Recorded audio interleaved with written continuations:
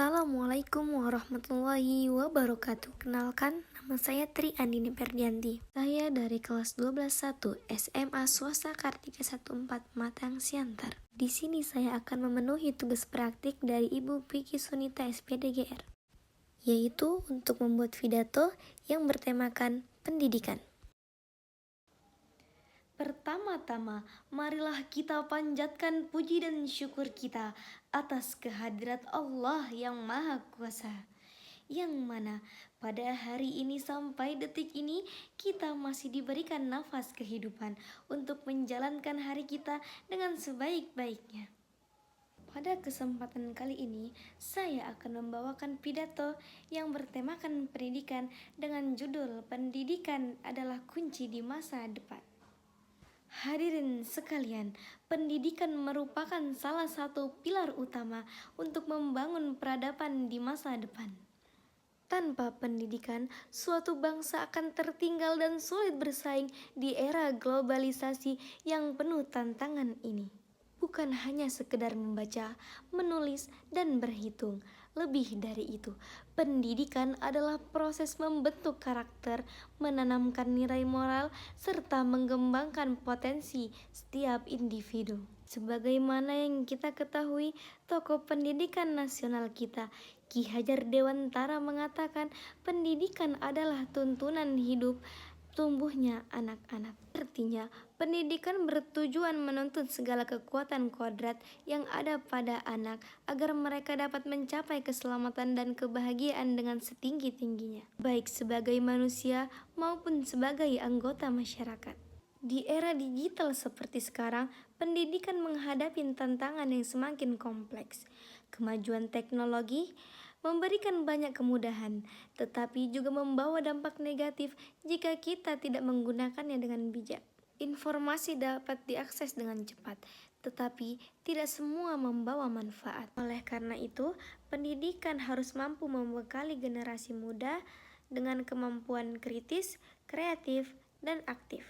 Hadirin yang berbahagia, sekolah bukan hanya tempat untuk mendapatkan nilai akademik, tetapi juga menjadi tempat belajar untuk mendapatkan nilai disiplin, tanggung jawab, kerjasama, dan rasa hormat. Guru bukan hanya pengajar, tetapi juga pembimbing untuk membawa siswa menuju teladan. Sementara itu, siswa bukan hanya penerima ilmu, tetapi sebagai calon pemimpin di masa depan. Kita sebagai pelajar memiliki tanggung jawab besar untuk memanfaatkan kesempatan belajar dengan sebaik-baiknya.